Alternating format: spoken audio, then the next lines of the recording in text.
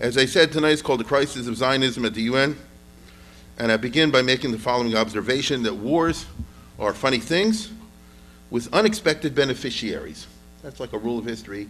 And by that I mean third-party beneficiaries. Take, for example, you see on the screen here, the First World War. It was a war between Kaiser Wilhelm and Tsar Nicholas. What happened at the end?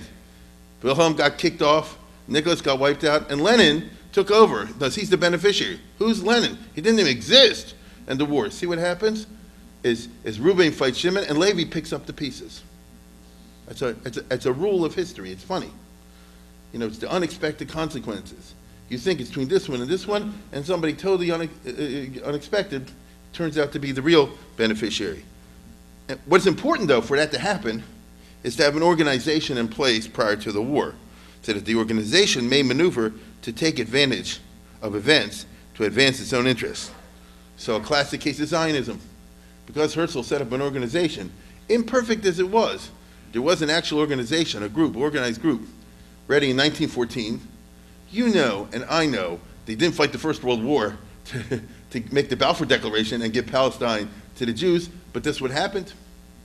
So besides Lenin, another person or group that was a beneficiary of the First World War in a completely unexpected fashion was the Jews.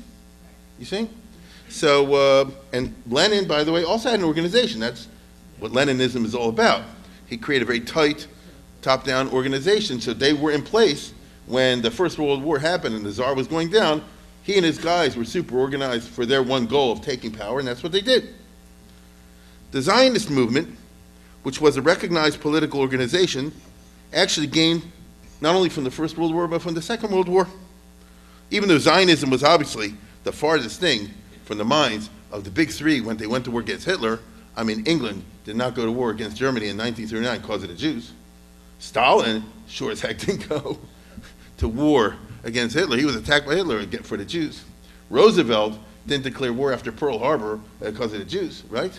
And the Jews are also great sufferers, obviously, from World War II. But they also benefit. You would not get the state of Israel without Second World War. So the big three, as you see over here in Yalta, had all kind of things to talk about. No, they also brought up Zionism. Isn't that interesting? Among the many things they talked about, the German front, the Japanese front, the post-war world, all this kind of stuff. And they also schmoozed on Zionism. Look at this. This is from the JTA, the Jewish Telegraphic Organization, right after. Look what it says. Jewish problems were discussed. This is written in March of '45. Were discussed among Roosevelt, Churchill, and Stalin during the historic Yalta Conference, which took place in February. It was learned here following publication last night of records of the conference, meaning obviously some records. They didn't release all the records. But this is 1 month, Roosevelt's still in office. This is 1 month after Yalta. President Roosevelt told Stalin he's a Zionist. And he asked Stalin, this is almost surreal, and he asked Stalin, are you a Zionist? Stalin replied, he was one in principle, but he recognized the difficulty. Now, I understand he's a liar now, but it's an interesting conversation. He recognized the difficulty. The exchange of these remarks was preceded by a statement by Roosevelt telling Stalin he had 3 kings waiting for him in the Near East, including King Ibn Saud, who he would famously meet with on the way back from the Yalta Conference. Stalin said that the Jewish problem was a difficult one, that they had tried to establish a national home in Birobidzhan, but that they only stayed there 2 or 3 years and then scattered to the city. Jews were natural traders, said Stalin, but much had been accomplished by putting small groups in some agricultural areas. They call that the gulag, you know.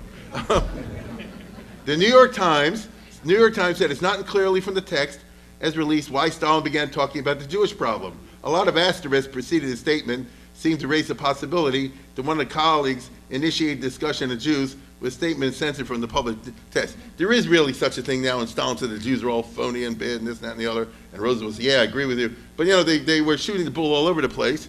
Look at this. This is unbelievable. During the same state dinner meeting, which took place in February 10th, this at Yalta, the big three, President Roosevelt said he recalled that there had been an organization in the U.S. called the Ku Klux Klan that hated the Catholics and the Jews. And that once, when Roosevelt was on a visit in a small town in the South, he was a guest at a local chamber of commerce. He sat next, this is a small town in the South. Where's Rabbi Overseer? Here you go. So he says, he sat next to an Italian on one side and a Jew on the other side. and he asked the president of the Chamber of Congress, what about the KKK? And the guy says, I'm in the KKK. There are people in KKK, but it's all right since everybody in the community knew him. In other words, it's the local Jewish grocery store. It's the local Italian, tailor or something like that. It's the local Jew. That's a different story. You get it? That's a different story. Roosevelt remarked that it was a good illustration of how difficult it was to have prejudice, racial, religious, or otherwise, if you really knew people. And Stalin said, this is very true. Right. And I'm sure, meanwhile, he's thinking, what a nut. But by the way, that's a very true story. It reminded me of a famous story I read many years ago about Rabbi Geffen from Atlanta. Some people may remember their name. You know him because of the Coca-Cola. But 100 years ago, literally 100 years ago, he was the big Rav in the South, in the Atlanta of yesteryear. And somebody wrote an article about him. And I remember it was like 1920, 1930, something like that, that he got a phone call from the state penitentiary in Atlanta. And they said, there's a guy here who says he's Jewish, he's talking funny language, and he wants to see a rabbi. And you're the Orthodox rabbi. See, he went there with his son, who was a lawyer or a law school student, and this is the Atlanta of old. And it turned out, I'm telling you what I read. It turned out the guy had been a Jewish peddler, as he used to have in the South. He was peddling from town to town, walking, and he hitched a ride. And it turned out he hitched the ride with the wrong car. It was some kind of a Bonnie and Clyde type operation. You understand? So a few miles later, it was a shootout with the state police. And this guy figured, like, what's going on? And he got arrested, and he couldn't talk English. And so naturally, the judge threw the book at him, And so now he's at hard labor in the South in 1930, whatever, for a part of Bonnie and Clyde. And hard labor in the South was hard labor in the South. I remember I was a prisoner of the chain gang. Remember that? So, and now it's Passover. He was asking for a rabbi. And so he went there, he talked, and the guy explained to him in Yiddish what's going on. And Rabbi Geffen then went straight from the penitentiary to the State House in Atlanta. And the governor at that time was Eugene Talmadge, who was actually the president of the KKK. That's the time. He's one of the famous Georgia politicians of yesteryear who, honestly speaking, was one of the big racists. I mean, that's who these guys were. We're not talking about today, we're talking long ago. And his secretary didn't want to let him in, but Rabbi Geffen and his son, because he couldn't talk English so well, they kind of forced their way in the governor's office, and the guy was in his suspenders, all the rest of it, and he told his son, Zog, tell the governor they got the wrong guy. It was a mix-up. And the governor said like this, well, he heard it out, he said, I guess that makes sense to me, I'll sign the pardon here and now. And the secretary said, you going to listen to this guy? He said, if the rabbi said it, it's good enough for me. You understand? And the guy, instead of, in other words, let's put it this way, it's like Erev Pesach. The end of the story is that night, the guy was at the Seder in the home of Rabbi Geffen. So it's a nice story. So I'm simply telling you that FDR was not exactly wrong when he said, if you know people on a personal basis, local, it's a different story. I've told you 100 times that you can't go, even though history books are written that way, in a kind of a black and white perspective, because somebody said something once against Jews, that means they're anti-Semite, or because somebody said something nice about Jews, that they were pro-Semite. And same thing for blacks, pro and con, and for Spanish, and any cause you want. People are more complex than that. At least that's my argument. Now let's move on. Even Hitler was kind to his mother's decision. He was Jewish. Okay. Now, Zionism did benefit, in a sense, unexpected, but benefit from the Holocaust, simply because the DP camps, look what happened when Eisenhower. This was, you know this.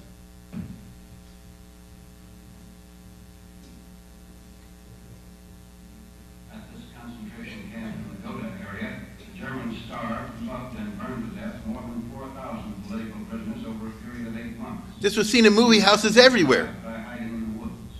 The camp was chosen for a high command inspection led by General Dwight D. Eisenhower. Also present are Generals Omar and Bradley and George S. Patton. The 4th Armored Division of General Patton's 3rd Army liberated this camp early in April. The general was beautiful.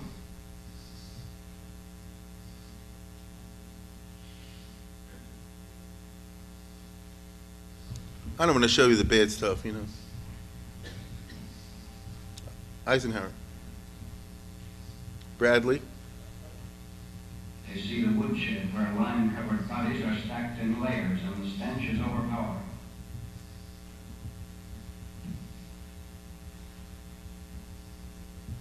All right, so those world leaders were there, and obviously that profoundly affected the politics of 1947-48, when the United States came and backed Israel and recognized Israel, all the rest of it, in spite of the opposition, the totally understandable opposition of the State Department. Right? Even Truman said, I couldn't find it again, I had it years ago. There's a statement from Truman, he says, I saw the movies, and ever since then, till this day, I have nightmares. Okay? So this is what's moving them, among other things, but it's moving them into decisions to back Zionism, even though they were not pro-Zionist. But at that particular time, right after the war, so what are you going to do? There's almost a straight line, if you wish, between the horrible pictures I just showed you and Weitzman at the White House.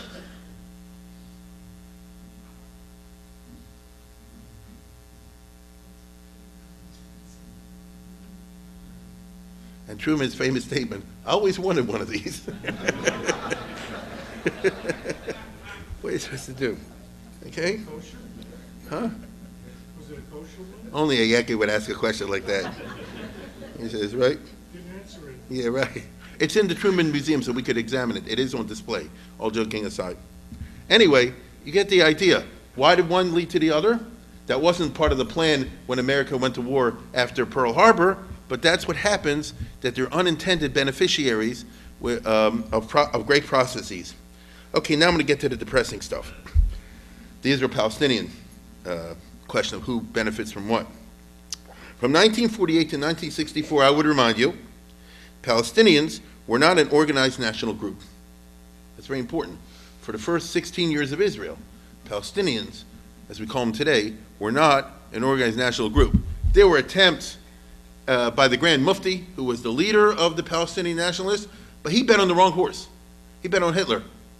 And he thought, because the Arabs still to this day can't get it, that if he backs the wrong guy, he'll switch again. He didn't realize that the world at that time, simply to say this leader had been friends with Hitler, made you puzzle, made you trafe. You understand? There was such a feeling once upon a time. Anybody's literally connected with the Third Reich. So up there was a government he tried to form in Gaza during the middle of 1948 with a cabinet and all the rest of it. But of course, Israel's victories and the fact that, let me put it this way, from the strictly narrow, cynical Israeli point of view, from Ben Gurion's point of view, you couldn't get a better leader of the Palestinians than the Mufti. Because that guy really has zero legitimacy, if you get it.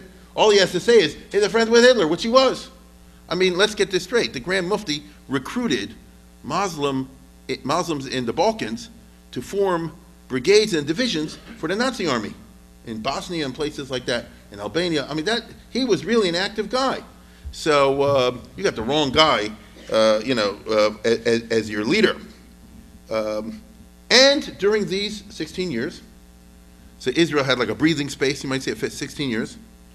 The chief opponent of the Palestinians as a people was Jordan, okay? I mean, here's King Abdullah meeting with the British, and then what you see over here, I don't have my pointer, at the bottom is what they call the Jericho Conference. It's cold in October, November of 48, when the Palestinians, those the people who live on the West Bank, were so scared that the Tzahal was about to take them over, which is true, that, thank you. He said, thank you. So he says, they were so afraid of the Israeli army that they were willing to appeal to King Abdullah of Jordan, you be our leader and have the Jordanian Arab Legion occupy here, so at least we'll be under Arabs. So they were officially accepting King Abdullah as the king, and therefore the ruler of the West Bank, as we call it, in order because they're afraid of Israel. So again, that was good for Israel in the sense that there's no opposing Palestinian nationalism. So if you're Ben Gurion around 1950, there's no move anywhere for the Palestinians to have a state of their own. There are issues between two different states. One is called Israel, one's called Jordan. That's of a different character. You understand? Between states, you can have negotiations, hot periods, cold periods, this and that and the other, but it's somebody to talk to. But you don't have what I'm referring to. And so After Abdullah was killed in 1951 by a Palestinian who resented exactly what I just told you, within a short while he was replaced by his grandson, King Hussein, who was there for 50 years. So King Hussein was the same thing. As long as he was able to, he was ruling the West Bank, and he was an opponent of Palestinian nationalism because against his interest. You don't have a separate state, you're just a chalik of my state. Jordan is a big, big enough for everybody. Jordan gave all the Palestinians on the West Bank Jordanian citizenship. They really did. And they gave them full, Jordanian rights, which they really did.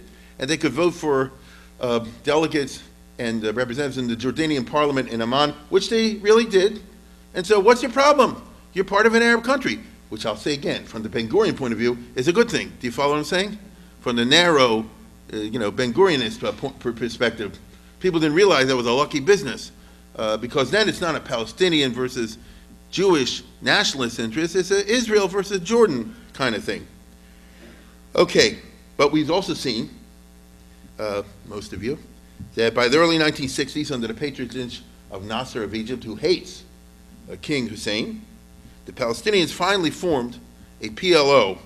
So they were 67 years after the Zionists. If you're an Arab, you kick yourself today. Why did we take so long? The Jews were smart enough to put together an organization way back in 1897. And the Palestinians did not get around to doing that till much, much later. So Israel, the Zionists, from the Arab perspective, have a 65-year or so head start over us. That's the cause of all the trouble.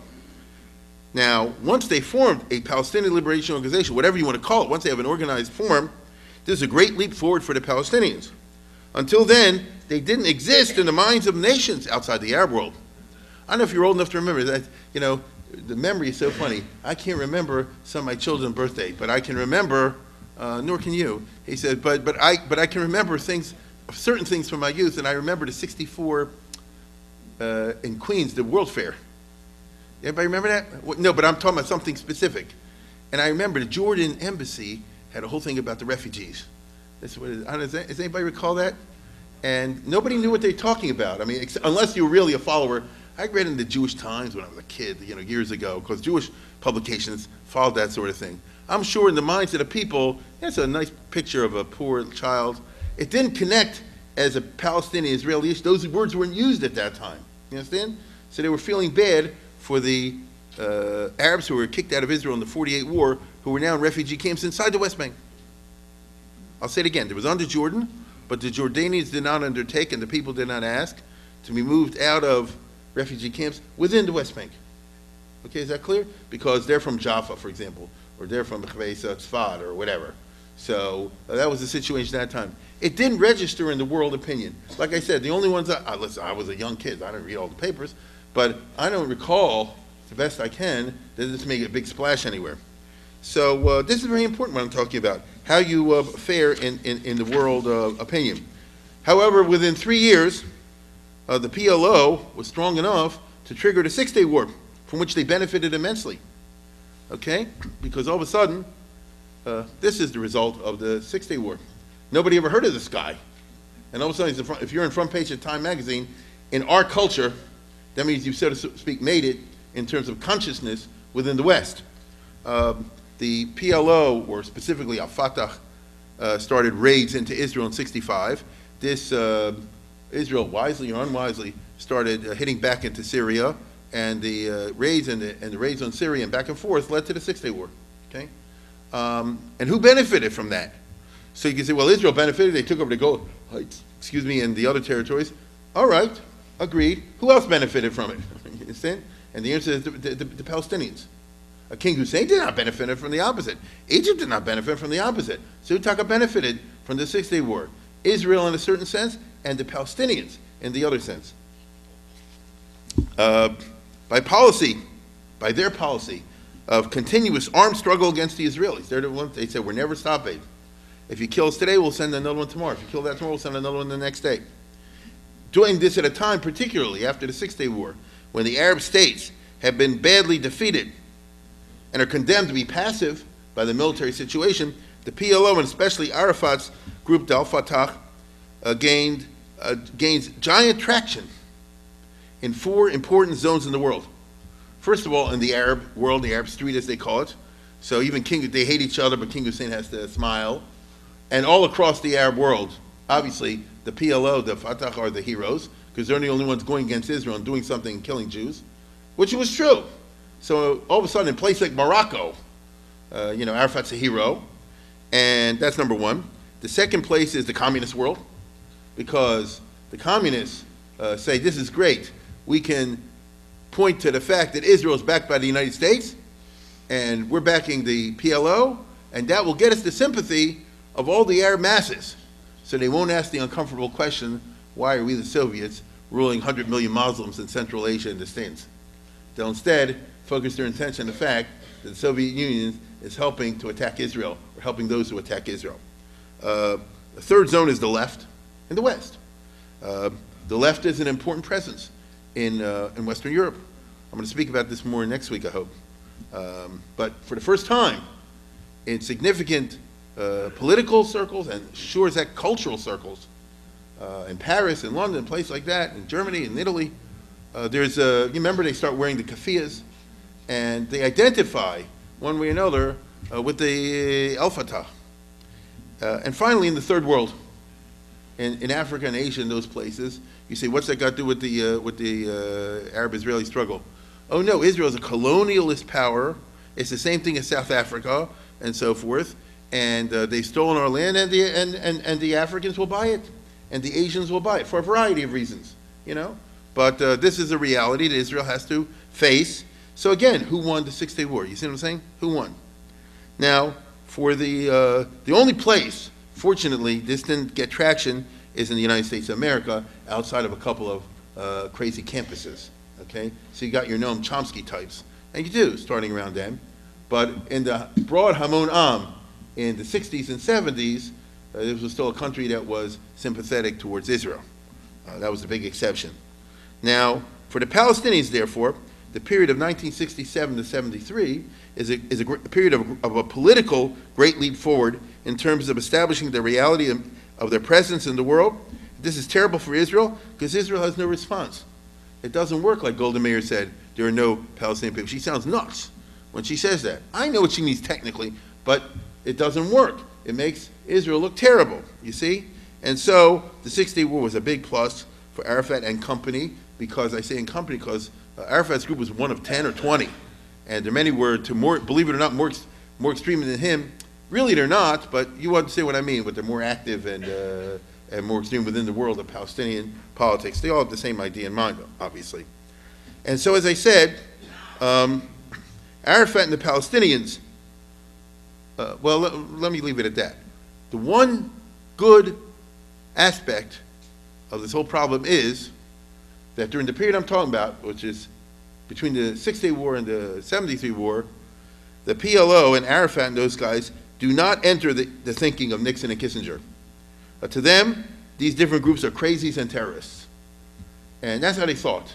And that's a good thing.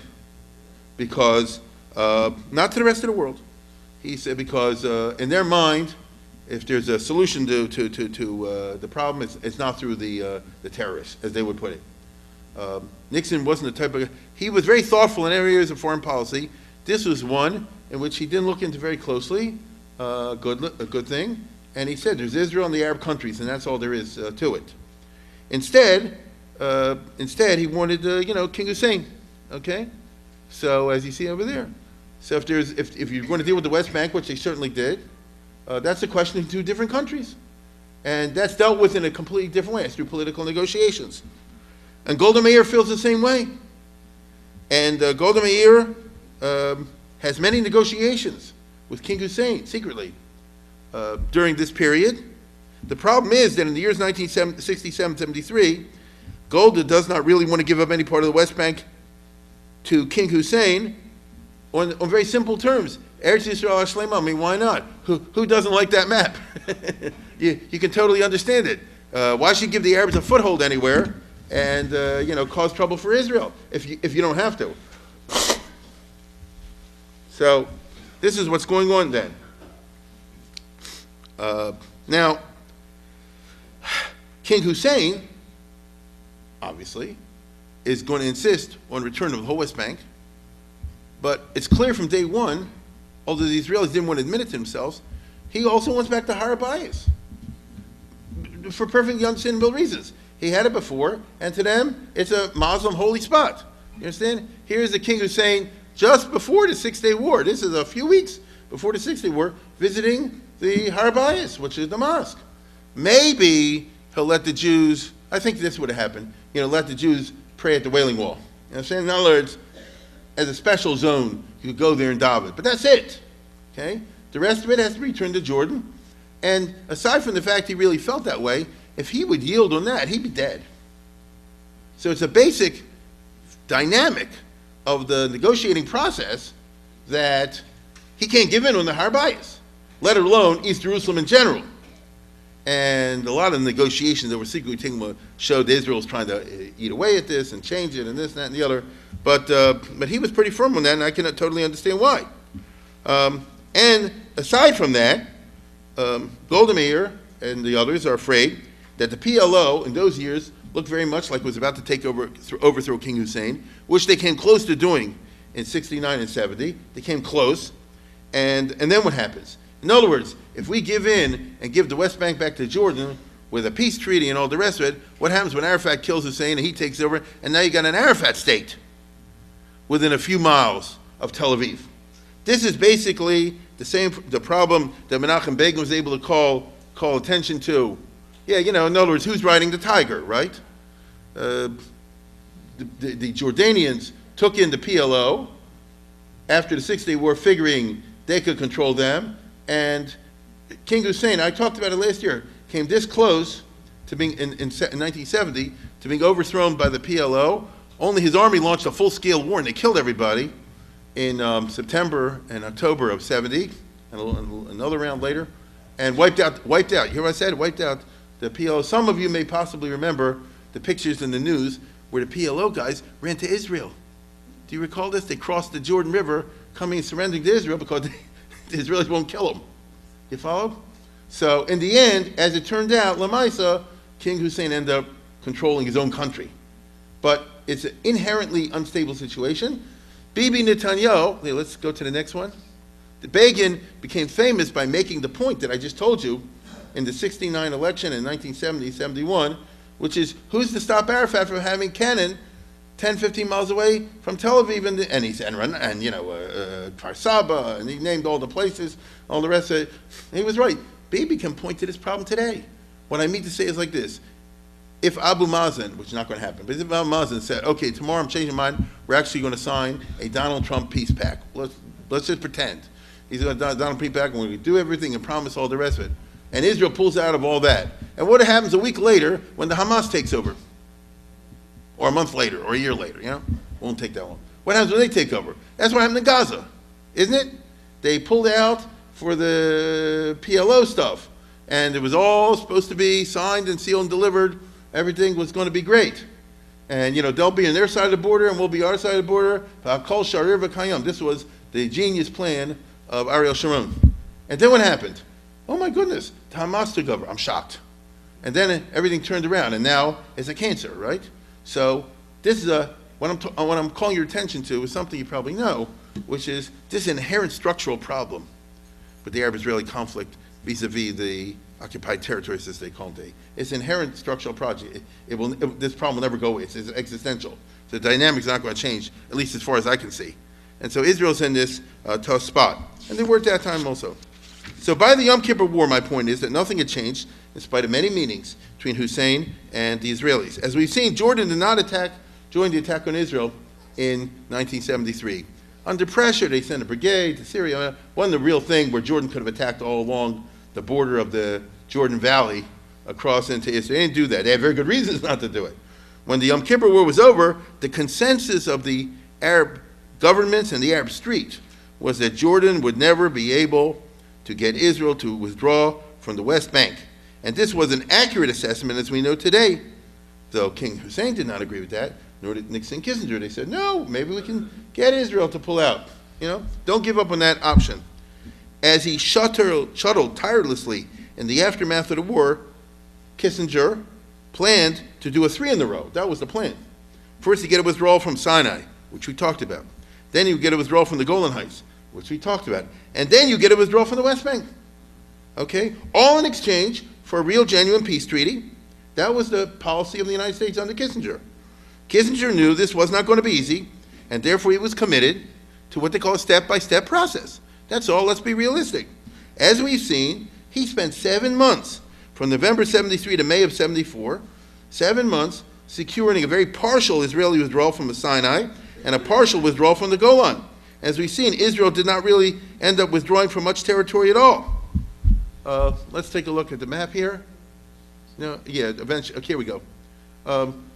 When all said and done, 95% of the Sinai, if not more, stays in Israel's hands. Agreed? They moved away from a zone near the canal. The Israelis used to be up to the canal, and then they had to pull out with a buffer zone and all that kind of junk. But take it all away, including all of it, all the rest of it is still under Israel. Again, look at the Golan Heights with all those lines of the UN forces, all the rest of it. The part that they withdrew from is tiny, okay? It was less than 5%. Israel still controlled the bulk of the Golan Heights. Basically, they pulled out from Kenekra, and that's what happened. So my point is like this. It was very hard work to get a little bit done. To get a little bit done. To start the process, the point was to start the process that would eventually lead to full withdrawal and peace. That was the goal. But it was a long-term goal. And it was very slow and very difficult. But at least it's logical. It's a political process with a clear end game. You know, another 5%, another 5%, another 10%, and then I'll go there. And you and I know it worked in the case of Egypt, okay? Which is why it led to this eventually, didn't it? It was a little this, a little this. Of course, it didn't exactly happen the way precisely that they envisioned it, but the basic yesod was a little peace for a little land, a little more peace for a little more land, and so on and so forth. And finally, it worked. Now, King Hussein, who after Black September, that civil war really did rule his country, wanted to be very much a part of this process that I just showed you, of the Kissinger process.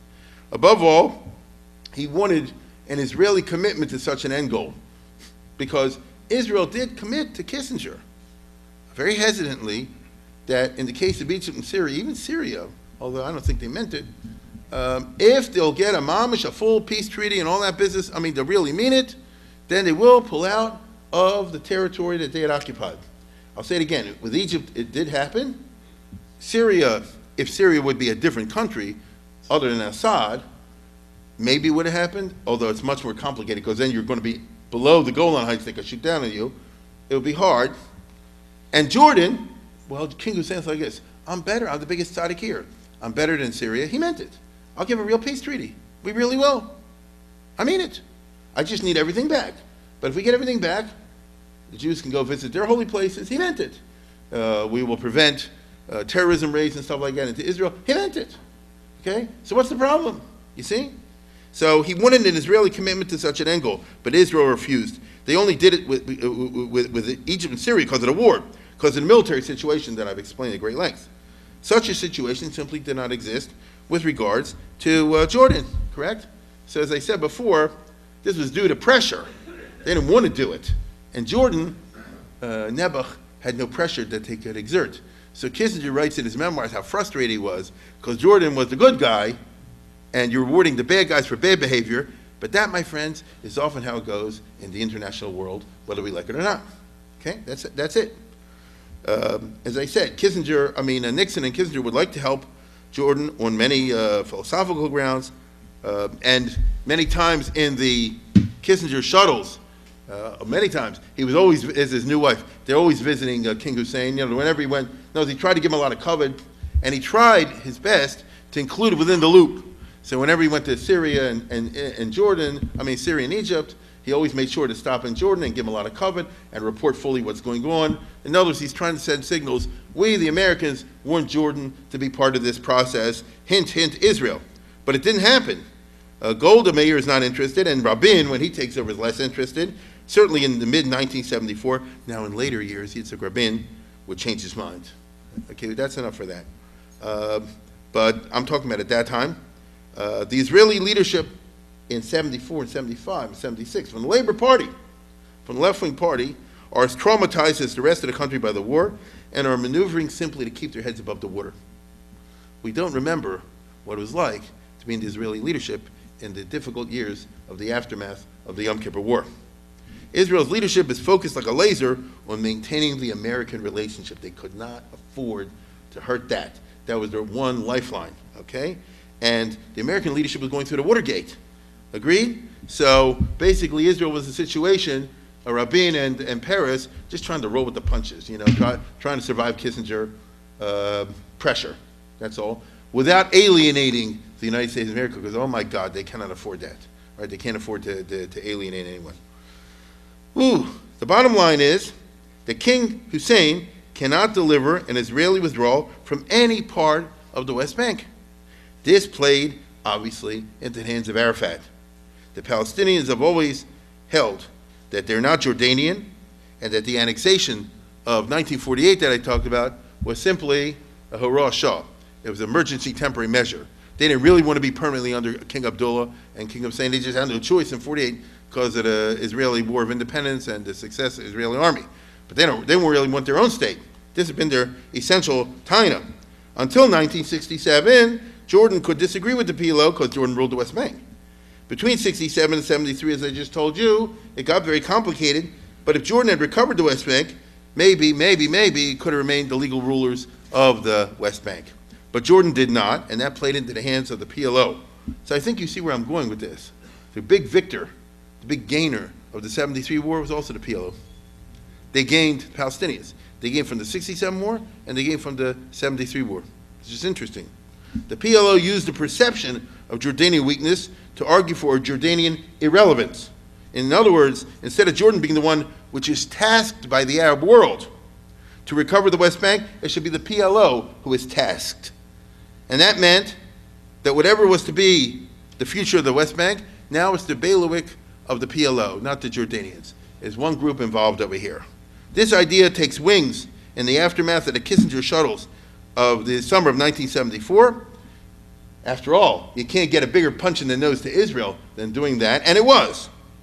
And so, unfortunately, in the fall of that year, at the Arab Summit Conference in Rabat, Morocco, in October of 74, 1 year after the Yom Kippur War, the Arab world, all their countries got together and unanimously voted to recognize the Palestinian Liberation Organization as the sole legitimate representative of the Palestinian people.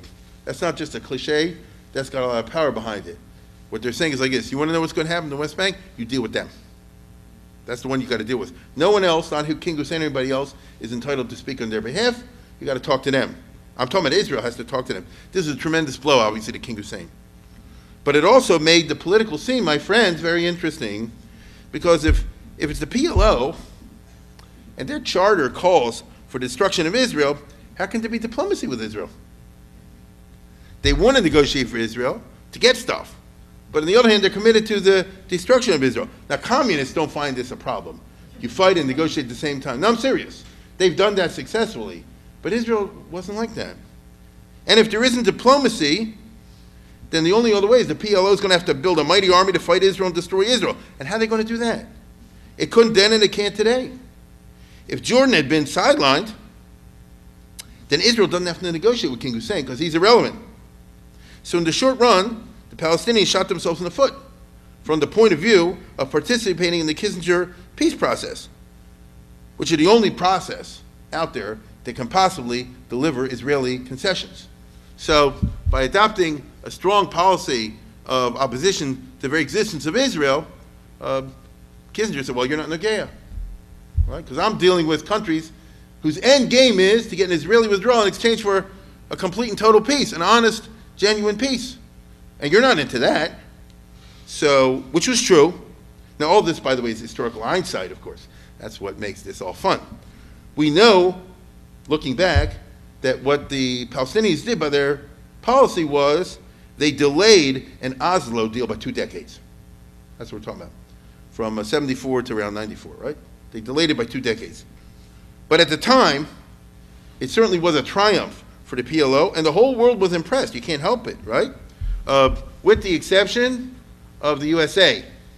But every other country said, okay, if the PLO is the sole legitimate representative of the Palestinian people, and all the Arab countries say so, it stands to reason that that's who you should deal with, who you should negotiate with. And so for the next 2 decades, till 74 to 94, diplomats and leaders everywhere would say, why doesn't Israel negotiate with the PLO? I know about the charter, but that's not important. You work it out in negotiations. The Europeans said it, the Japanese said it, everybody said this. Go push it, okay? And Israel constantly said no, all right? We're not interested in negotiating with people because we know what their end game is. Right? Their end game is not a two-state solution, okay? The short-term Israeli reaction was a wall-to-wall rejection of negotiations over the West Bank. I'm talking about in the 70s. After Begin is elected in 77, things will change. And then the Israeli Labor Party will completely do 180, and then they'll actually be committed very strongly to exactly a Jordanian deal. That's what they'll do. But in the time I'm talking about, under Rabin government in 74, 75, 76, it was not that way. Now, Arafat and the Palestinian groups, understandably, 74 now I'm talking, wanted to secure a state of some point as soon as possible. I mean, of course they do. You want to get state power. That's the name of the game. Which means that they wanted to participate in the political negotiations that were going on. Israel and the United States took the position that the PLO was not a political body actually elected by the Palestinians. It was a terrorist organization that advocating killing Israelis, and that makes you treif, because the United States is only dealing with people who are not committed to violence as a constant policy.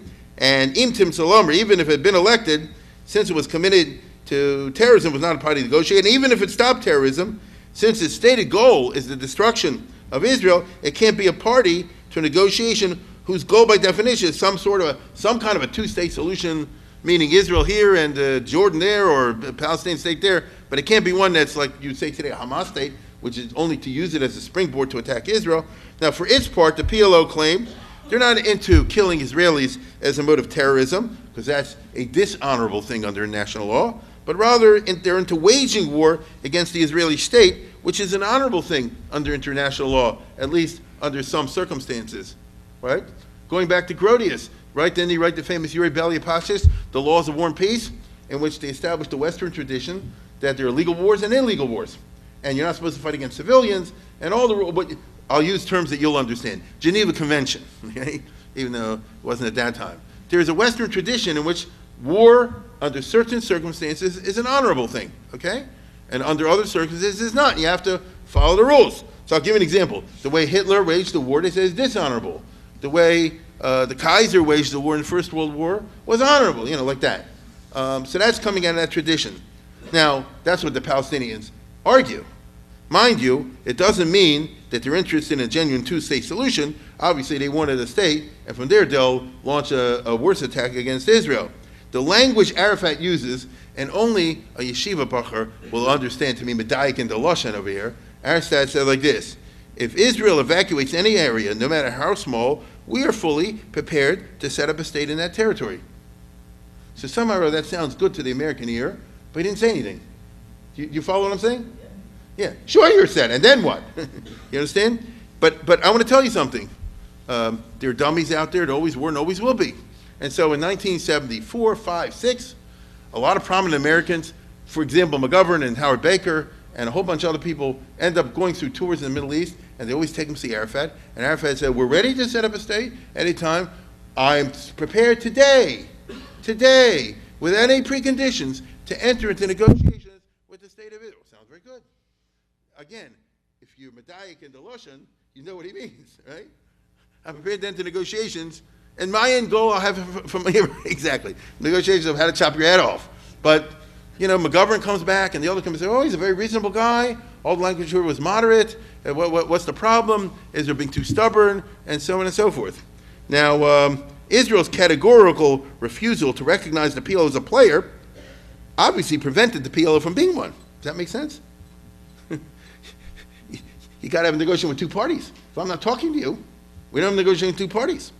In response, the PLO undertook to force the hand of Israel by utilizing the widespread dislike of Israel outside of the United States. Every country now gets a diplomatic blitz, and receives Arafat on state visits. He gets received publicly in every country. Many countries set up embassies of some sort or another for the PLO. Pro-PLO sentiment sweeps Europe. Do you remember this? Every week he's going to tell you he gets accepted by Japan and by India and obviously by Pakistan and this country and Ecuador and Argentina and all over the world, you see? And so he's making a statement, I'm a legitimate country, so you Israel have to negotiate with me. That's the subtext. So my friends, as I said before, it's evident who was the big winner of the Yom Kippur War. Now, Israel is helpless against this, although it tries. Now remember, we're talking about the mid-70s. There was no Alaska pipeline, and there's no North Sea oil that came a little bit later. This is why Trump is pushing to get the oil, so that we won't have to worry about being squeezed by the Middle East under any circumstance. That is the reason. He doesn't care about the environment and all that business. He doesn't. He says, we want to get in a situation where you can't squeeze us. But in the 70s, they could squeeze. That was the reality. In the 70s, the West was under the pressure. So, the years 74 to 80, in addition, coincide with the high water mark of communist success internationally as the Reds win the Vietnam War. Or am I mistaken? Did we win it? Okay. The Reds take over Nicaragua. They successfully contend and take over Angola and Mozambique. And many countries beyond that. People forget the mid-70s and what it was. Castro was sending soldiers. They take over Nicaragua. Here is, right here you can see it. You know, these are huge areas. Namibia, Angola, Mozambique. I know they don't mean much to a lot of people, but look what a big chalik of Africa this is. It used to be Portuguese colonies. And the Portuguese were finally kicked out in the mid-70s. And the groups that took over were communist groups. There were other groups that had civil wars, but I don't know if you recall this. The Soviets ferried Fidel Castro's army to Africa, and they beat the non-communist forces. So today, you know, since Russia fell, so this looks like yesterday, but at that time, this was a big deal. So the United States was collapsing in the international arena in many ways. During this period, it looked like the tide of history is on the side of Russia. The world at that time looked very, I remember this, maybe you do. In the 70s, things looked pessimistic. It looked like they're going to beat us, we're not going to beat them. Even Kissinger was accused of thinking that way. It was terrible. Look at this. Remember the last helicopter off the embassy? And so many people that fell off. You see like that, right? Who fell off. So it was what it was. The Russians, as we know, were so successful in the 70s that they overextended themselves and they would even try Afghanistan. And the United States was so angry at this, they would support the jihad, like I told you last week. Okay? One of the most important international reflections of this dynamic, one of the most important acts of political theater, which is nothing to be laughed at, took place 1 month after the Rabat conference in which Arafat was given his title, when the United Nations General Assembly invited Yasser Arafat to address the United Nations, which is an act of supreme symbolism. The nations of the world are accepting the Palestinian narrative, that they are a people, despite the words of Golda Meir, and despite all the mass science type arguments that the Palestinians are not a people because they never had a state. I get it all. We know those. The world says like this, we're not going to any of that stuff. They declare themselves a people, they entitle a state, and you know we're not interested in any other arguments the other way. The only difference among the members of the United Nations was how much of the Palestinian narrative was accepted. The Muslim states and many others bought the whole narrative. So Israel has no right to exist. You heard the speech this past week from Abu Mazen. It's not really the Jews, and the whole state of Israel is a bunch of baloney, and in the Holocaust, the Jews didn't want to run to Israel. You know what I'm talking about, right? So most countries of the world buy that whole picture. Others, like the Europeans and so forth, bought part of the narrative. We don't say wipe out Israel, but you should definitely give the Palestinians a state. The communist countries straddled the fence because the Soviet Union had declared in 1948 Israel be a legitimate country, and just like the Pope, Stalin does not make a mistake. They can't ever say that. You understand? Even though they'd like to. So he said Israel has the right to exist in the 47 borders. You get it? In the 47 borders. Because Stalin said it was the right thing to do, so, you know, it's part of doctrine. However, it's an easy way for the Reds to score points. And by the way, everybody knew if Israel crazily, whatever, pulled back to that, they wouldn't last a minute. Even in the USA, even in the United States of America, the career diplomats favor accommodation with the Palestinians, because that's what the State Department guys are. It is only because in the years 74, 75, and 76, the United States foreign policy is totally dominated by one man, by Henry Kissinger, that the career diplomats do not control the foreign policy only Kissinger does, was it significant, therefore, that he does not buy the Palestinian narrative. He's committed to Hussein narrative. So the United States, whatever the individual diplomats, and I can tell you, they all, I remember when I was in school, I used to get the lectures from some of these guys, David Ness and the others, the Palestinians are really right and all the rest of it. The only guy that counted in those years was Kissinger, okay? And he didn't gyrus the Palestinians. But the USA was an exception, as reflected in the reception accorded to Arafat at the United Nations. Take a look at this.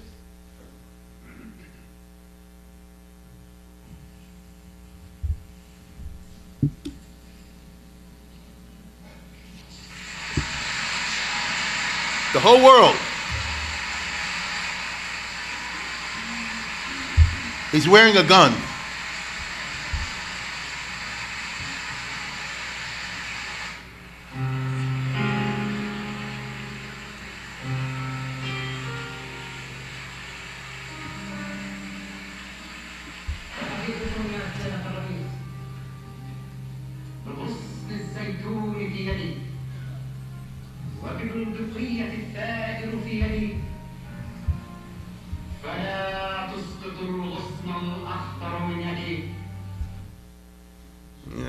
All right.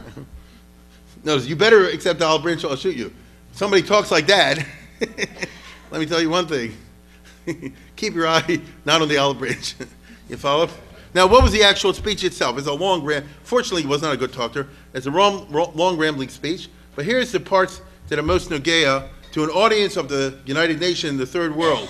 Still, the highest tension exists in our part of the world. The Zionist entity clings tenaciously to occupied territory. Zionism persists in its aggressions against us, our territory. New military preparations are feverishly being made, as Israel's planning another Yom Kippur war. These anticipate another fifth war of aggression to be launched against us. Such signs being the closest possible watching. Grave likelihood would forebode nuclear destruction, cataclysmic situation, is a total liar. Okay? Now, it's an important point I'm saying. The use of lies and the applause to lies is what's really going to undermine the United Nations system. If it's really lies and somebody gets away, we applaud him, and you know he's saying not true, that's a problem for your organization. It's what we call today the fake news, Trump news, and this business. If nothing is the truth. You follow? The world's in need of tremendous efforts, aspiration to peace, freedom, justice, equality, development, realism, struggle, victory, colonialism, imperialism, neocolonialism, racism, all its forms, including Zionism. So Zionism is a form of neocolonialism and racism. We'll get back to that a little bit later. Only by such efforts can natural form be given aspiration of all peoples, including aspirations to state oppose such efforts. It's this road that leads to fulfillment of the principles of the United Nations. If the status quo is simply made, the world will be exposed to prolonged conflict in addition to economic, human, and cultural calamity. So this is the heart, as far as I can tell, of the talk. So therefore, in order to save the world, you got to get rid of Israel, or the Zionist entity. Now, Israel was naturally traumatized. It realizes to its horror that if not for the USA, Israel might be expelled and sanctioned, which they cannot survive. So what I'm trying to tell you is like this: Israel was asleep at the switch. That's what Yitzhak Rabin was, and the cabinet at that time. They just, have very narrow understanding. But now they do. There's a kind of inchoate plan to destroy Israel that they perceive now through lethal international legal action to undermine Israel's legal legitimacy. The truth is that could work very well. If you can mamish get the United Nations and all that to say that Israel really is a bunch of thieves. I mean, literally. They have no right to be there, and the whole world's going to act that way. Israel doomed. They can't handle a sanction by the whole world. Nobody can. They can't handle a cherem by the whole world. Nobody can. Even if the U.S. doesn't go along, if everybody else goes along like that, Israel and the Gahaktitsars, you understand? And that's the Arabs winning without shooting a bullet, without launching any war. It's an insidiously clever possibility. Fortunately, at that time, the Americans throw their weight around and prevent that from happening, as we'll see. But the problem gets bigger Buoyed up by success in November of 74, the Arafat countries worked to get Zionism classified as racism under international law. That's another angle. Okay? Here we get what we call in the universities the hegemonic discourse of leftism, which means everything's about classification. If I get you classified as a racist, then you have no legitimacy. This is the reason people vote for Trump, because they can't stand the political correct, and if I say something over here, I immediately get classified as a this, or you get classified as that. They won't admit they voted for him, you see? So the polls don't reflect it. But they couldn't stand the trend in which you have this kind of dominant discourse in which you have to say this. If you don't say this, then you're automatically classified as that. But it works. It can anyway, okay? And somebody could get fired for saying the wrong thing. It happens. And somebody could get, penalized for advocating the wrong thing. And this is a language that dictators and hegemonists, especially leftists, have used for much of the 20th century, particularly the last third, in these third world contexts. And now the gun was pointed towards Israel, or more specifically towards Zionism. If you can get Zionism classified under international law as racism, it's delegitimized. Because there's always a million people out there that say like this, well, I'll look up what is in the book. If the book it says it's racist, then it's illegitimate. You understand? Most people don't think for themselves. Never have, never will. Most people go by what they see in books and what they see in authoritative documents. So if the FBI classifies this person as a dangerous person, me, myself, and I say, I guess he must be a dangerous person. The FBI said it. Is it possible the FBI is wrong? You don't usually think that way, correct? If they said back in the McCarthy area, this guy's a communist, I guess he must be a communist. They say he's a communist, he must be. That's how most people are. So if you say Zionism and Israel is therefore classified as a legally racist entity, well, okay, that's the end of that. Then obviously the United States can't support them, or Europe can't support them. The United States does, and it's abetting racism, and so on and so forth, and such. Now, one of the things that was criminalized by the United Nations in its founding, in the context of a just finished war against Hitler, who had been perceived correctly as the apostle of racism, which of course he was. This is racism in the narrow sense of saying that what determines all behavior is your race, assuming that there is such a thing, okay? That's the sole and significant determinant of everything about you. So to Hitler, if you're Jewish, I don't care if you found the cure for cancer. The fact you're Jewish makes you, by racial classification, Chai Misa. So this is a certain way of talking. So in reaction to that, the United Nations, which was the technical term for the alliance between England, the United States, and Russia in World War II, they came at the end of the war with a new organization called the United Nations Organization, which was in principle opposed or delegitimated racism. I might point out to you, in the First World War, it wasn't like that when it made the League of Nations. The Big Four rejected the proposal by Japan, which was a world power and it fought on the side of the Allies, that they should come out as part of the League of Nations in principle to delegitimate racism. But they said, let me put it this way, Woodrow Wilson was a racist. You get it? The United States at that time had 1 million laws on the books, true or not, what they called the Jim Crow, let alone all the other countries in the British Empire, all the rest of it. So they said, no, we're not going to condemn racism. We may, like I'm doing that massage, make it better, but they're not going to in principle delegitimate their own policies, you see? So it's interesting. Now, if they were hesitant after the First World War, they were not hesitant after the Second World War. Who wrote the Universal Declaration of Rights stuff for the United Nations? You read Mrs. Roosevelt. That's exactly. She was the ambassador. Well, you can't get more American than that. And what does it say over there? Everyone's entitled to all the rights, some of the Declaration, without distinction in terms of race, color, sex, religion, political, other opinion. Race, no distinction made in the base of all that. And everybody signed that. No, that simply was the totally understandable political correctness of 1945. Who was opposed to that? Right? I'm against racism. Who's opposed to that? You understand? Now, subsequently, over the decades, the United Nations, now that they had all these African and Asian countries join, criminalized colonialism, which is interesting, and racism and other isms. But these are broad terms. So if I can get you classified as a colonialist, or if I can get you classified as a racist, under United Nations international law, you're illegitimate with all the consequences that go along with it. I want to point out, Israel has a law of return. which says if you're Jewish, you get instant citizenship. If you're not Jewish, you don't. So do about 100 other countries. Okay? You can look it up online. In Bulgaria and in Belgium and in the Czechs, what else you got? And Estonia, Finland, Germany, Greece, anything else? It doesn't matter. I mean, you need to do the whole list. That's fine. Yeah, Japan has a law like that. I think I told you years ago. There's a great story about this guy. I read a book long ago. Who was a Russian Jew. Did I tell you this? And he wanted to escape to Israel, and he was a swimmer. And he was a very good swimmer. You know, almost Olympic. And naturally, this is the 1970s. If you're a good Olympic swimmer, you want to swim out of Russia, you know.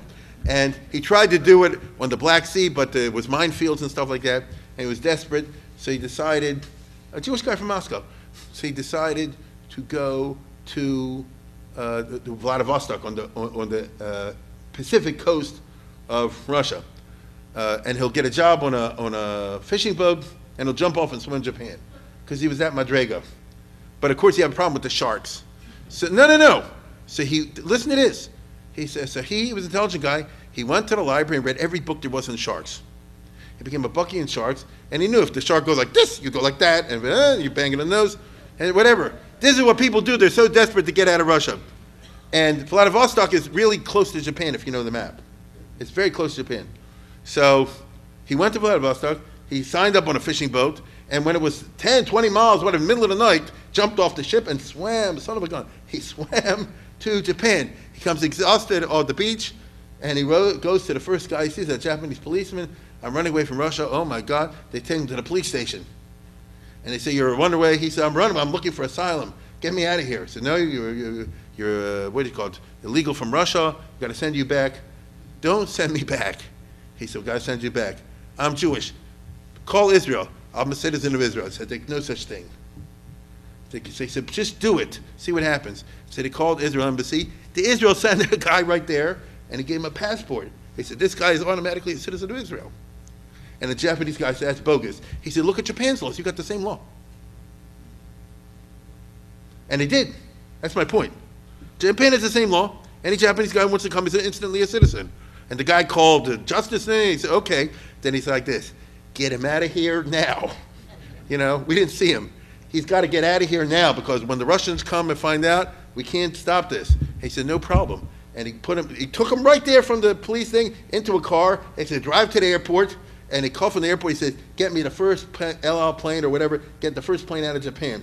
It so happened it was to Manila. He said, get this guy in Manila. Meanwhile, they send a telegram or something. They got an El Al plane, get him from Manila to Israel. And that's how he got out. My point is, it was a book. Yeah, I read a book. He says, in the 70s, I read this, or the 80s, the point is like this. Is Germany a racist country because they have a law of return? Is Japan a racist country because they have a law of return? No, Israel's a racist country because they have a law of return.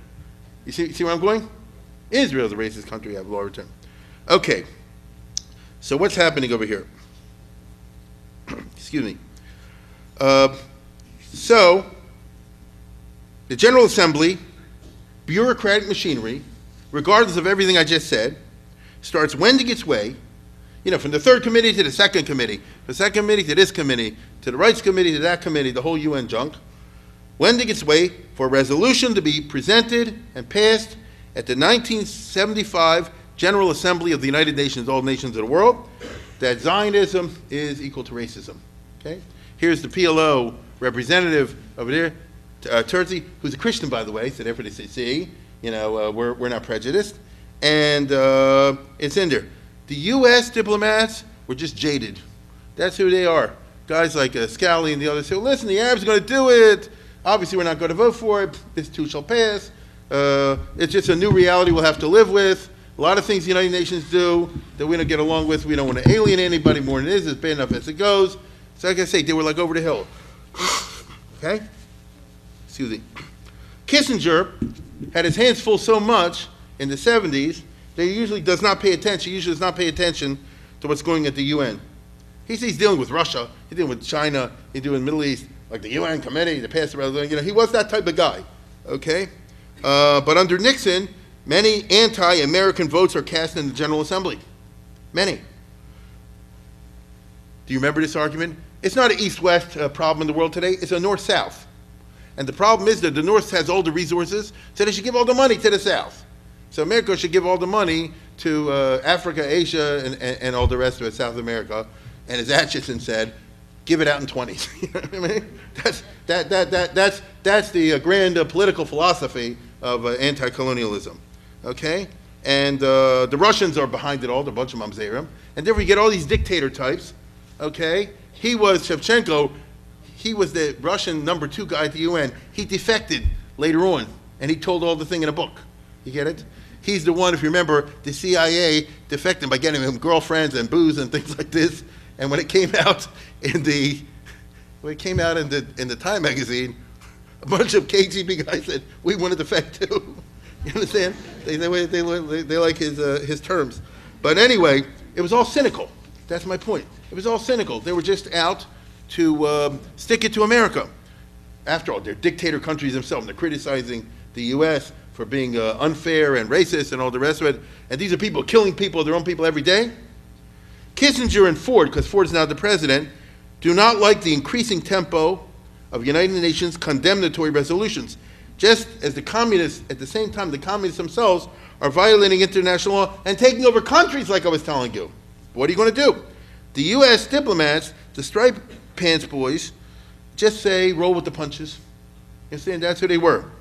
The concept of penalizing an African country or an Asian country for voting against America does not exist in the mind of the State Department employees of types.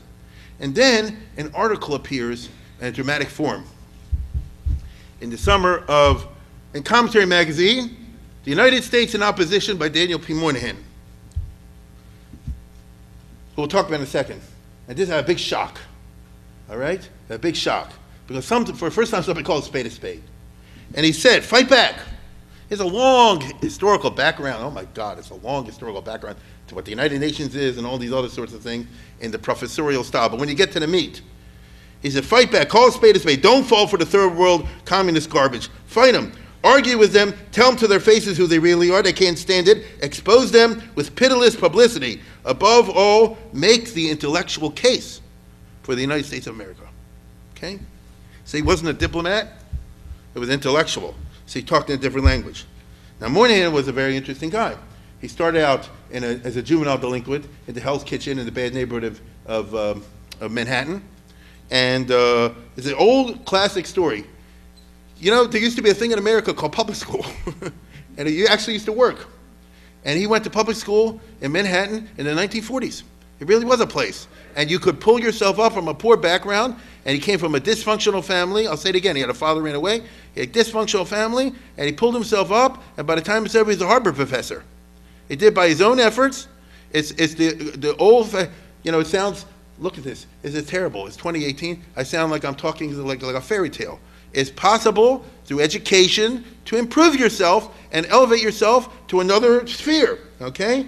And he ends up writing one of the most important books in sociology, where he talks about Beyond the Melting Pot, where he wrote with Nathan Glazer and Daniel P. Moynihan from Harvard about the Negroes, the Puerto Ricans, the Jews and Irish. So he studies all the ethnic groups at that time in New York City. Moynihan wrote about the Irish, obviously, and some other groups, and the Jewish guy wrote about the Jewish thing, you know, the old story, the Jew and the elephants, you know. So it was a bestseller. It was for many years, it was a required reading. And he's a liberal. He's a liberal Democrat. He was a John F. Kennedy liberal. And he was appointed by Kennedy as Assistant Secretary of Labor. That's what he was, under Kennedy and Johnson. And as Secretary of Labor, he's interested in the employment and unemployment situations. And he sees is a gigantic skewed unemployment by the African Americans, by the black community. And he studies it as a Harvard professor. You have an Assistant Secretary of Labor who's a trained sociologist. Okay, let's get this straight. He's a trained sociologist. And so he authors the famous book that got him in big trouble called The Negro Family, in which he's saying the question, how come we have a group that's a gigantic unemployment out of whack with everybody else, and what's the root causes of it? And he said something which was 100% true, and everybody acknowledges that now, but you couldn't say it at that time. He said there are two different issues. There's Martin Luther King A and Martin Luther King B. Martin Luther King A is a question of legal racism. Is it conscionable that there should be two bathrooms, two water fountains? You can't vote because you're black. That someone who's a middle class, I'm using his term, a middle class family can't move into a neighborhood because of the color of their skin. that a middle-class, educated, law-abiding family can't get a job somewhere because of the color of their skin. That's called Martin Luther King A. In other words, that's unconscionable. At least America felt that way by the 1960s. And that's why they passed all the laws. There's a separate question, he said, Martin Luther King B, which nobody's talking about, which has nothing to do with what we're talking about. Here we're talking about a sociology issue in which millions of blacks have moved from the South, especially in World War I and particularly in World War II and afterwards, in huge numbers to cities that weren't ready for it. It's created a crisis of the Negro family, okay? And the U.S. society doesn't know how to deal with it, and the welfare payments make it worse because they encourage people not to get married because you get more money, and then you create, without meaning it, you create a society where there's no father. Look what he said. There's one unmistakable lesson in American history, a community that allows a large number of young men to grow up in broken families dominated by women, meaning no father, never acquiring any stable relationship to male authority, never acquiring any set of rational expectation about the future. That community asks for and gets chaos. This was written in 1964. As I say, this was written in 1964.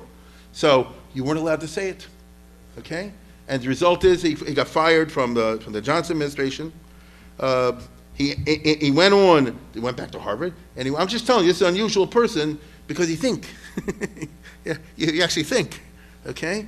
And he went on to write a very famous and controversial critique of Johnson's Great Society programs, which he entitled Maximum Feasible Misunderstanding, okay? Again, the idea being focused on New York City, which led to the anti-Semitic teacher strikes and things like that, if you remember from yesteryear. The point is like this. This is a different problem altogether. This has nothing to do with questions about separate bathrooms, okay? That's a constitutional legal issue in which there was complete consensus. Here, talking about something different. What's a rational way to try to create a family structure? And anybody who's taught in public schools knows what I'm talking about. This is the number one problem. And still today, no one's come up with a solid solution. And so experience, therefore, turns him into a liberal critic. I was a liberal of the Great Society. And he's one of the number of people, I'm going to talk about this more later in this series when I have time, I hope, who becomes what they call the commentary magazine crowd, or as we call the neoconservatives, the neocons, which had a foreign policy spin and a domestic policy spin. And these are people who were liberals and came out of liberal tradition, but they have thoughtful criticisms of specific, very strong, articulated, thoughtful criticisms of very specific aspects of United States foreign policy and of United States domestic policy. He became a big writer. So in other words, in the late 60s, you want to get the commentary magazine every month because there's some from Moynihan or James Q. Wilson or Podderetz or these guys. And, you know, you can agree with them, you can disagree with them, but the guy's saying something, or the lady's, Midge Dexter, you know, she's actually saying something. It turned commentary into the number one magazine of thought and debate. Let's put it that way. And that got him a job under Nixon, actually, but that didn't last too long. Now, Moynihan's, in foreign policy, strongly anti-Russia. Look, the guy's a good Catholic. I'll show you a picture in a minute. They ask him when we meet the press, is the Pope wrong or the Cardinal wrong? Is the Cardinal never wrong? You know, I learned that in school. Cardinal's not wrong. Being very diplomatic here, Senator, is the Cardinal off-base? Cardinals are never off base. They are frequently on. Okay, you know, he's a frum boy from day school. You know, that's what it is. He went to Perugia. So the point's like this. The point is, a guy like that's going to be very anti-communist, and this is the characteristic of the neoconservative, the neocons. So you could be a liberal. The best way for me to describe what I'm talking about is in that period is the Truman, Kennedy, Johnson, Humphrey, Scoop Jackson Democrats, right? Which I don't think exists necessarily anymore, but that, and I think all of us were that, okay? You know, that was what they understood. That's what that was, which is liberal, okay? They are completely committed to civil rights. They're completely committed to the labor unions, okay? They're completely committed to the fair Social Security and things like that, but not pro-Russia and that sort of thing, and not counterproductive social policies, which you're not allowed to criticize, you see? But I got to worry about the crime. You know, that's the neocons. So as I say before, He got a job with the Nixon administration. Eventually, that led him to be appointed by Nixon as ambassador to India in the 70s. And when he's ambassador to India, there you see up front the third world baloney, because no country is so full of baloney like India. Indira Gandhi was getting all the money from America, stabbing America in the back and allying with Russia, and telling the people in India, Russia's giving us the money, things like that. You see, and then she declares a dictatorship for a while. It's a long business. He's up front, and he flies to China to visit there. He gets firsthand exposure, so he comes back hardened neocon. Okay? Now, let's put it this way. When he writes this article coming back from India, so he's up to here, he's actually giving voice to the people. The United States should realize when it comes to the United Nations, we're the opposition party. And just like the Republicans don't take it off the Democrats to shoot back, and just like the Democrats don't take it meekly off the Republicans to shoot back, we got to shoot back. And Kissinger actually reads the article and is shocked that he says, I should have written this, which by Kissinger is the biggest. So basically, they hire him as United Nations ambassador right there on the spot and base of the article. Okay? So as the Gemara says, you came up with the idea, so you do it. United States opposition, you go to the UN, and he does. He said, nobody can do better than the guy who wrote this article. And so Moynihan will be there for only 7 months. It's interesting. From June 75 to early January, I think, 76, during which time he will enter the pages of Jewish history. During which time he will enter the pages of Jewish history with interesting personal consequences. And he begins his first speech at the UN by warning them, if you will tell lies about us, we'll get back at you by telling the truth against you. You understand? So watch out what you say, because a new day. Okay, it's a new day. Now, my point is that either you believe in coincidences or you don't. But it's amazing that this guy should happen to be the United Nations ambassador when the United Nations Zionist racism hits the floor of the General Assembly. Because it easily could have been one of these regular diplomats who are just mindless and go in an endless row. I could give you the pictures of Charles Yost and this one and that one. They're nothings. You understand? Instead, you had the exception to the rule. So I think, let's go to the next one. I think you had an unusual situation in your hands. Now, here we go. In early July of 75, it becomes clear that it's going to be a full court press by the Mamzerim to expel Israel from the United Nations. They're going to do it. In a speech delivered on July 14th, Kissinger in Milwaukee warns, if this happens, the United Nations, USA will quit the United Nations. On July 17th, even Europe gets together and says, Western Europe I'm talking about, if it's opposed to the expulsion of Israel. Excuse me. On July 18th, the next day, the United States Senate passes a resolution that if they kick Israel out, the United States is going out. Okay? Doesn't matter. 7 days later, on July 25th, the Organization of African Unity passed a resolution, we're going to expel Israel. Okay? Sadat, of all people, says don't expel Israel because they got to be in the UN to listen to the UN resolutions when we talk about the withdrawals. You get it? So, oh my goodness. And who is it that's the Organization of African Unity? These are dictators or cannibals. I'm serious. If you know the record, they ate people. They shechted their relatives. It's unbelievable what goes on there. If you care to, if you have the stomach, go look up the records of these people. Just say African heads of state in 1975 and see what you come across. Okay? And they're saying Israel is is an illegal state. Finally, on November 9th, the process works its way through and it comes to big vote. All the United Nations are going to vote. Is Zionism equal to racism? There's a lot of speeches back and forth. Obviously, the only one who speaks in favor of Israel beforehand is the Israeli ambassador, Chaim Herzog.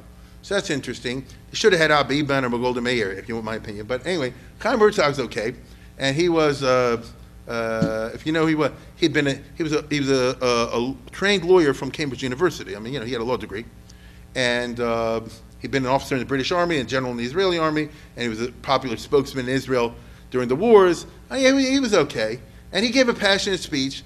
But I don't think, notice it's a Jewish speech, and God bless him, and I'll show it to you in a minute. Can't listen to the whole thing, but I'll show a piece of it. And he says it's from a Jewish heart, and he knew Yiddishkeit. His father was Rav Herzog, after all. Okay, his brother should have been the one there, but the brother was dead.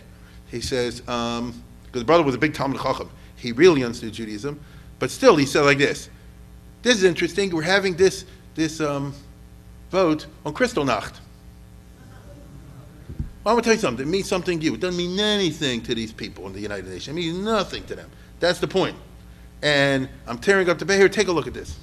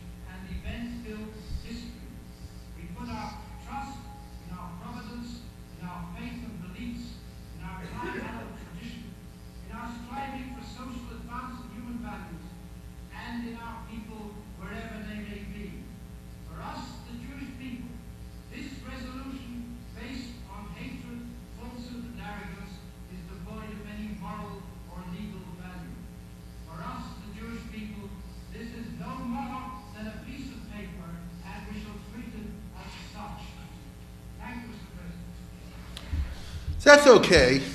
You know what I mean? It's okay. But he didn't home run, as far as I'm concerned. And then they took the vote, right? Do we have that here? Yeah, okay, well, they didn't record it. But you can see yourself, you just get on in there. 72 against Israel, the sign is racism. I would like to point out, for example, Mexico. How you like that? Okay? I would like to point out, for example, Brazil. Okay? Imagine that. Now, Mexico did, I remember very clearly, the president of Mexico was Echeverria. He was one of these Mexican politicians, which tells you everything. And he wanted to get elected the next UN Secretary General. So he didn't mind making a moral stain. You see what I'm saying? Just for a temporary political advantage. That is to say like this. There's nothing that's not for sale. That's my point. There's nothing that's not for sale. You want to declare Zionism, racism, it's no big deal to him. You had, this is pro-Israel, and you have basically the European countries, the British Commonwealth, the U.S., and a couple of, and a couple of South American countries. Most of the South Americans kind of abstain, okay? Which is not as bad as it is, but it's a cowardice, you see? So as I say before, this is more or less a scroll of dishonor. Keep that in mind. Right after the speech, Moynihan gave a speech, okay? He said, you'll see in a minute. And I got this off the internet, and it's too long. I'm going to subject you to torture for a reason. I'll give about 10 minutes of it. Can't do the whole thing. And he has a quirky way of talking, but he gave it to him on the chin, as far as I'm concerned. And he gave one of the great, in my opinion, one of the great speeches of the late 20th century. Right off an art. There appears to have developed in the United Nations the practice for a number of countries to combine for the purpose of doing something outrageous. And thereafter, the outrageous thing having been done, to profess themselves outraged by those who have the temerity to point it out, and subsequently declare themselves innocent of any wrongdoing in consequence of it having been brought. That's a professor talking. In reaction to the insufferable acts of those who pointed the wrongdoing out in the first place. Out of deference to these curious sensibilities, the United States chose not to speak in advance of this vote. We speak in its aftermath, and in tones of the utmost concern.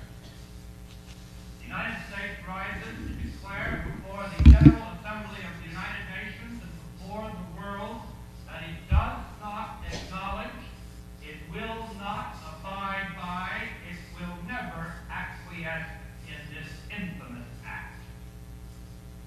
Not 3 weeks ago, the United States representative in the Social, Humanitarian, and Cultural Committee, and with what irony those terms ring on our ears today, pleaded in measured, fully considered terms for the United Nations not to do this thing. It was, he said, obscene. It is something more today for the furtiveness with which this obscenity first appeared among us has been replaced by a shameless openness. There will be time enough to contemplate the harm this act will have done the United Nations. Historians will do that for us, and it is sufficient for the moment only to note one foreboding fact. A great evil has been loosed upon the world. The abomination of anti-Semitism, as this year's Nobel Peace Laureate Andrei Sakharov observed in Moscow just a few days ago, the abomination of anti-Semitism has been given the appearance of international sanction. The General Assembly today grants symbolic amnesty and more to the murderers of the 6 million European Jews. Evil enough in itself, but more ominous by far is the realization that now presses upon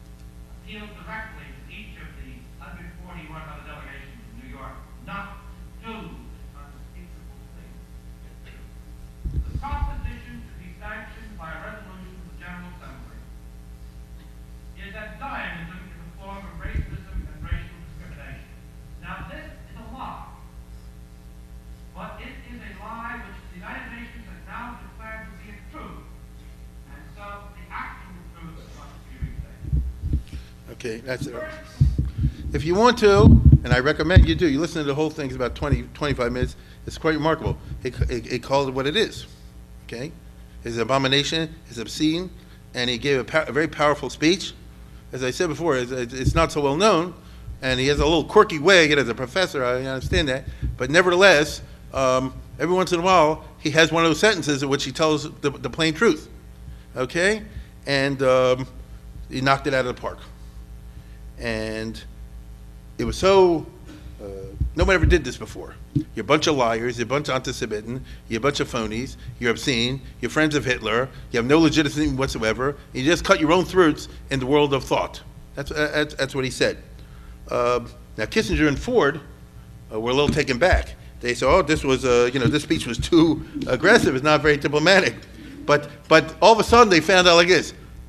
Tens of thousands of telegrams, remember those? Tens of thousands are flooding the White House and the state and everybody else pro. No, there was a wave of, he touched a nerve. There's a wave all across the country from all the different sectors saying he's absolutely right and long live this. So all of a sudden Kissinger and Ford says, oh no, we're 100% behind him. We wrote the speech, you know what I mean? And all this kind of stuff. That's what it was. I'll tell you a nice Baltimore fact, and that is that this was the General Assembly of the United Nations. And that means there's the ambassador, and then there's what's called the delegation, which is an honorific sort of thing. And prominent, president every year appoints some prominent people to be a member of the United Nations delegation. And one of them was Clarence Mitchell, like from the courthouse, Clarence Mitchell Jr., the civil rights guy. I'm talking about the father now, in the courthouse. So you see, if you actually go online and you look at it, when they say, how do you vote? He says, America votes no. No, it's Clarence Mitchell said it, because he said, I want the honor, right, to say America's position. For this, he was castigated by the black community. You understand? But he didn't care. So it's just interesting. The powerful criticism, notice this speech went around the world. It gets a lot of international traction, and it discredited the resolution in the eyes of intelligent people everywhere. Moynihan's speech stigmatizes the vote as something to be ashamed of, a low point in the UN, and that totally frustrated the PLO plan. Instead of this being a statement of world righteous indignation, it was exposed, because he dared to, for what it was, which is something disgusting. The Arabs were so angry, the PLO, they tried to assassinate him. Okay? This guy was behind it. I myself didn't know it. They came out with a book a couple years ago, Professor Gil Troy, called Moynihan's Moment. And it's all in there. They didn't assassinate him, by the way. Now, let me put it this way. What's the final result of all this? As he said, historians. Within 16 years, the world turned upside down. Okay? What do I mean by that? Communism was overthrown, and the new free nations that popped up in Europe, especially in Eastern Europe, are ashamed because they read his speech. And you have new leaders like the new president of Czechoslovakia, the famous Havel, Václav Havel, whose very first speech to the people when he took over, immediately after communism fell, was what? I assume you didn't propose me for this office, that I would lie to you also. The truth, as it says somewhere, shall set you free. Okay? And they really feel it. And notice what I'm trying to say is like this. Moynihan raised this vote to a symbol level. A symbol of what? Of what the Russians and the communists forced all of us, the Czechs, the Hungarians, the Poles, and all the other groups, we knew was a lie, and it is symbolic of the kind of lies that we had to say every day for 45 years under the communists. We had to say that red is yellow and black is white, and free is slave and slave is free. And by the way, he's an eloquent, speaks about this, and Solzhenitsyn and others. The worst thing they did to us was make us lie, lie, lie, lie, lie. And so there was no dignity left to the human being. Things that we take for granted in the United States. And so by 1991, after this happens, they look at this, they said this was a big mistake. It so happened that one person that was very impressed by the speech was George Bush Sr. He had been the UN ambassador a few years before Moynihan. They were friends. And right after the Saddam Hussein, the first war, the Schwarzkopf War under George Bush, if you remember, the United States was very powerful. They stood at a peak for a moment. Because Russia fell down, the new states in Eastern Europe all popped up, America busted Iraq, the Arabs were all dependent on the United States, so for 5 minutes, the country was very powerful, and George Bush, it's funny, but he did. George H.W. Bush, he said like this, I want the United Nations to repeal and say it was a lie. Okay? In 1991. And all the countries of Europe that voted before, they 100% behind that. This is an exact example of a lie. And so, therefore, in 1991, if you can look over here, this is from the New York Times, the UN repeals the 75 resolution, creating racism. The United Nations voted overwhelmingly today to revoke the bitterly contested statement designed to enforce racial discrimination. The official count found 111 nations in favor of repealing. Okay? Obviously, the 25 nations, meaning the Muslims and the North Korea and junk like that, voting against. 13 abstained, okay, and 17 others were absent. Egypt wasn't there that day, okay? Well, let's put it this way. If you're Kuwait, you better not have voted against Israel. Yeah, Kuwait also, because Bush just had a war to save you. You get what I'm saying? For the United States, the heavy vote in favor of repeal was a demonstration of a diplomatic power. After President Bush called for repeal in September in a speech to the General Assembly, U.S. embassies around the world were instructed to put total pressure to secure the repeal. Okay? So now they actually put the Moynihan into account. They went to Africa, to Asia, all the rest of it. He says, you want our help? You're going to vote with this.